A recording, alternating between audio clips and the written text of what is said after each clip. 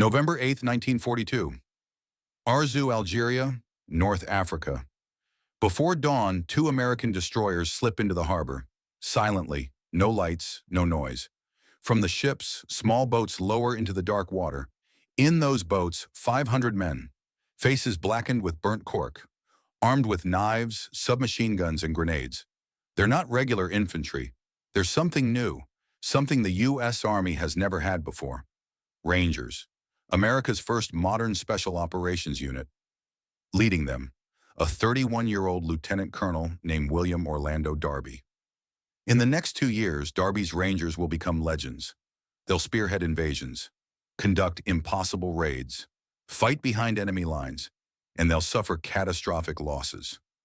This is the story of how America learned to fight like commandos, and the man who taught them. February 8, 1911, Fort Smith, Arkansas. William Orlando Darby is born. His friends call him Bill. Later, his men will call him El Darbo. Middle-class family. His father is a printer. Steady work. Respectable. Young Bill is athletic. Plays football. Wrestles. Natural leader. But what he really wants is adventure. 1929. Darby graduates from high school. The Great Depression is just beginning. Jobs are disappearing. He applies to West Point, the United States Military Academy. He's accepted. July 1933. Darby graduates from West Point, 474th in his class of 474. Dead last. Not because he's stupid, but because he spent more time on the football field and in the boxing ring than in the library. Second Lieutenant William Darby, Field Artillery. His classmates joke, Bill will never make anything of himself. They're wrong. The 1930s. Darby serves at various artillery posts. Fort Sill, Oklahoma. Fort Bliss, Texas. He's good at his job, but restless. Artillery is too slow, too removed from the action. He wants to be where the fighting is. September 1939. Germany invades Poland. World War II begins in Europe. Darby watches from America. Frustrated. He knows the United States will eventually be drawn in. He wants to be ready. He volunteers for every school, every training course, airborne school, amphibious warfare, anything that will make him more useful in combat. December 1941. Pearl Harbor, finally. Darby immediately requests combat duty, Europe, North Africa, anywhere but a desk. His request is granted. June 1942, Northern Ireland. Major William Darby arrives in Britain as part of the American buildup for eventual operations in Europe. He's assigned to the 1st Armored Division, but he's still restless, still looking for action. Then something happens that changes his life. The British have been conducting commando raids against German-occupied Europe. Small units, highly trained, lightning strikes. The British offer to train American officers in commando tactics. The U.S. Army is interested. They want to create an American commando unit. They need someone to command it. General Lucian Truscott interviews several candidates. He meets Darby. Darby is enthusiastic, energetic, aggressive. "I want this job, sir. I'll make it work." Truscott likes him. "All right, Major Darby, you've got it. We're going to call them Rangers. After Rogers' Rangers from the French and Indian War, you'll raise a battalion of 500 men, train them as commandos. Have them ready in 6 weeks." "Yes, sir." Darby doesn't sleep that night. He's going to build something from nothing. America's first modern special operations unit. June 1942. Carrickfergus, Northern Ireland. Darby puts out a call for volunteers. The requirements are strict. Must be physically fit. Must be able to march 50 miles with full pack. Must be willing to undertake hazardous duty. No guarantee of survival. 2,000 men volunteer. Darby personally interviews hundreds of them. He's looking for a specific type. Tough, smart, independent thinkers. Men who can operate alone or in small groups. He selects 500. The 1st Ranger Battalion is born. Training begins immediately. The British commandos help. They teach the Americans everything. Hand-to-hand combat, silent killing, cliff climbing, small boat operations, night navigation, demolitions. It's brutal. 50-mile forced marches in the Scottish Highlands, live fire exercises, amphibious landings in freezing water, climbing cliffs with full gear. Men drop out, get injured, can't keep up.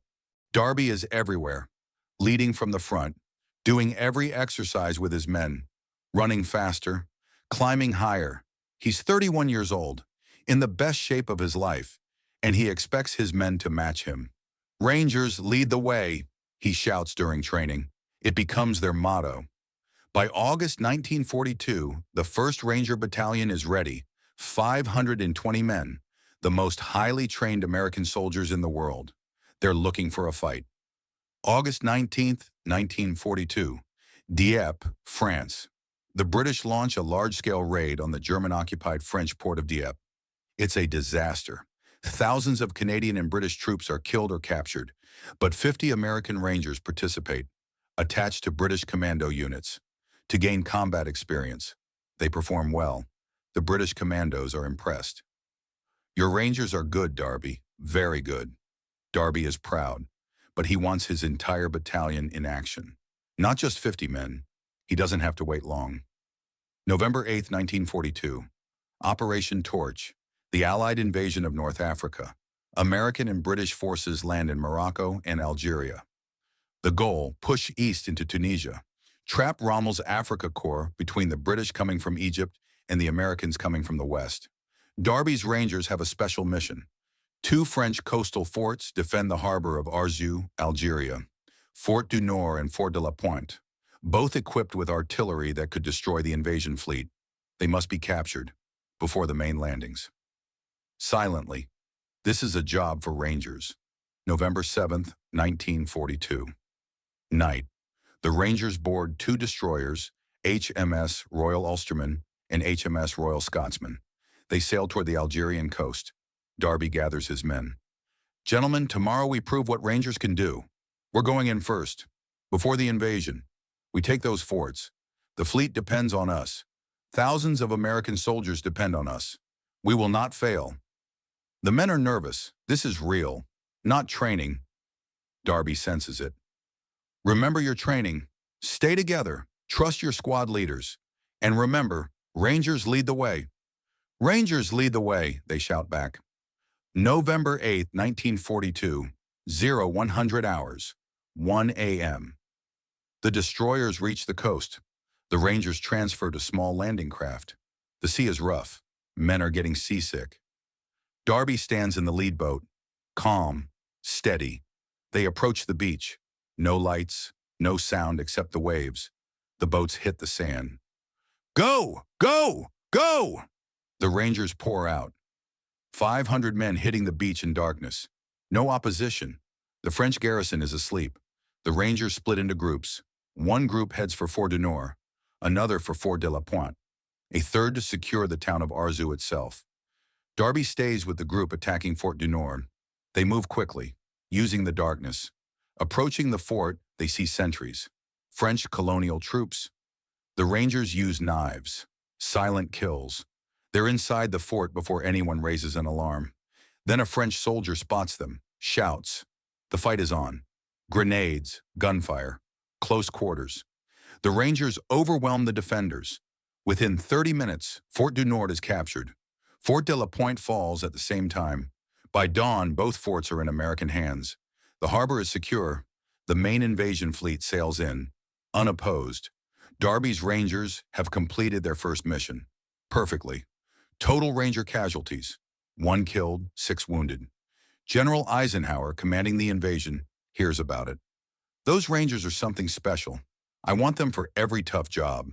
Darby is promoted to lieutenant colonel. The next months are a blur of combat. The Rangers fight across North Africa, Tunisia, battles at Sened Station, El Ghoutar, Jebel El Ankh. They conduct raids behind enemy lines, sabotage, reconnaissance, always where the fighting is hardest. Casualties mount. Rangers are killed, wounded. But Darby keeps recruiting, keeps training, keeps fighting. By early 1943, he's formed 2 more Ranger battalions, 3rd and 4th Rangers. He now commands 1,500 men. They're becoming legendary. July 10, 1943. Sicily. The Allies invade Sicily, the stepping stone to Italy. Darby's Rangers spearhead the landing at Gela. They hit the beach before dawn, secure the port, fight off German and Italian counterattacks. Italian tanks attack. The Rangers have no tanks, no artillery.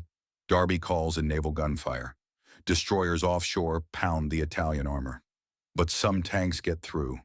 Rangers swarm them, throwing grenades into tracks, climbing on top, dropping grenades through hatches. It's brutal, desperate, but they hold. General Patton, commanding the 7th Army, visits the beach. He finds Darby. "Colonel, your Rangers just saved this beachhead." "Thank you, sir. We do what we're trained to do." Patton grins. "I'm putting you in for the Distinguished Service Cross." Darby doesn't care about medals. He cares about his men, and he's losing too many of them. September 1943. Italy. The Rangers participate in the landing at Salerno. More hard fighting, more casualties. Then the long, brutal slog up the Italian peninsula. The Germans are dug in. Mountains, rivers, perfect defensive terrain. Every mile costs blood. Darby's Rangers are used as shock troops. Every tough mission, every impossible objective, they deliver. But the cost is terrible. By January 1944, the original 1st Ranger Battalion has been nearly wiped out. Most of the men who trained in Scotland are dead or wounded. Replacements arrive, good men, but not as well trained. Darby does his best, but he knows. The Rangers are being worn down. January 22nd, 1944. Anzio, Italy. The Allies launch an amphibious landing at Anzio, behind German lines. The goal, outflank the German defensive positions and break the stalemate in Italy. Darby's 3 Ranger battalions are part of the assault, 1,500 men. The landing goes well initially. The Rangers push inland, but the German reaction is swift. They rush reinforcements to Anzio, surround the beachhead. The Allies are trapped. What was supposed to be a breakthrough becomes a siege. January 30th, 1944. Cisterna, Italy. Darby receives orders, a mission.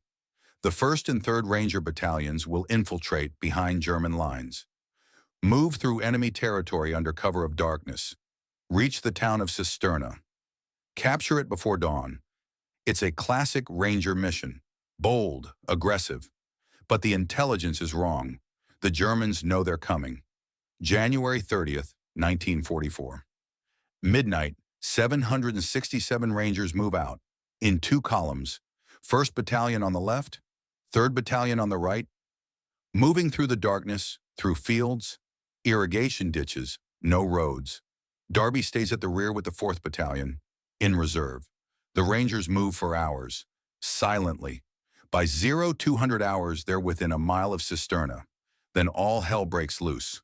German flares light up the sky. Machine guns open fire from all directions. The Rangers are surrounded, not by a garrison, by an entire German division. The Hermann Göring Panzer Division. Tanks, artillery, thousands of troops. The Rangers are caught in the open. They fight desperately. Small groups, cut off, surrounded. Some Rangers make it to farm buildings, fortify them, fight from inside. Radio calls come back to Darby. "We're surrounded! Heavy casualties! Tanks everywhere! We need help!" Darby tries to send the 4th Battalion forward, but they're hit by artillery, pinned down, can't reach the trapped Rangers. All day the battle rages. The 1st and 3rd Battalions fight.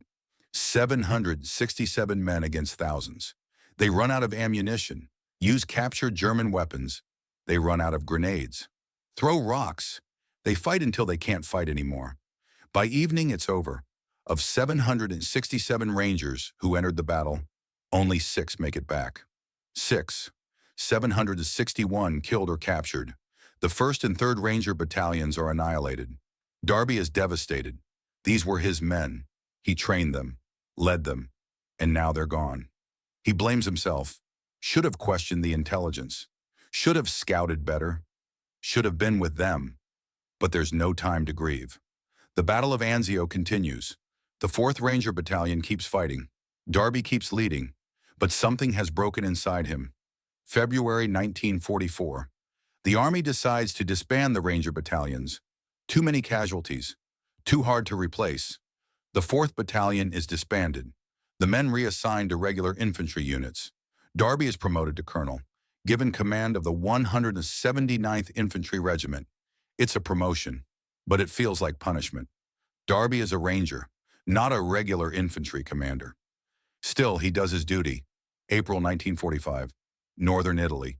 The war in Europe is almost over. The Germans are collapsing. Colonel Darby, now 34 years old, is still leading from the front, still with his men. April 30th, 1945, near Torbole, Italy. Darby is moving forward with his headquarters unit, observing German positions. A German artillery shell lands nearby. Fragment hits Darby in the chest. He falls. Medics rush to him, but it's too late. Colonel William Orlando Darby, dead. 8 days before Germany surrenders. May 8th, 1945. Germany surrenders. The war in Europe is over, but Darby never sees it. He's buried in the United States. Fort Smith National Cemetery, Arkansas, his hometown. The legacy of Darby's Rangers lives on. After World War II, the Army creates the modern Ranger battalions. Today's 75th Ranger Regiment traces its lineage directly to Darby's original battalion. The Ranger School at Fort Benning, Georgia, trains thousands of soldiers in the tactics Darby pioneered. The Ranger Creed includes the words Darby made famous. Rangers lead the way. Every Ranger who graduates knows the story of Cisterna, knows the sacrifice. They learn Rangers are not invincible, but they never quit. Even when surrounded, even when outnumbered, even when there's no hope, they fight. That's what Darby taught them. What makes William Darby's story remarkable? He created something from nothing. When he started in 1942, the U.S. Army had no special operations capability. No commandos, no raiders, nothing. In 6 weeks, Darby built a battalion of elite soldiers, trained them to standards higher than anything the Army had seen. He led them in combat, not from a headquarters, from the front. He was with his men, in every landing, every raid, every battle, until Cisterna, when he wasn't allowed to go.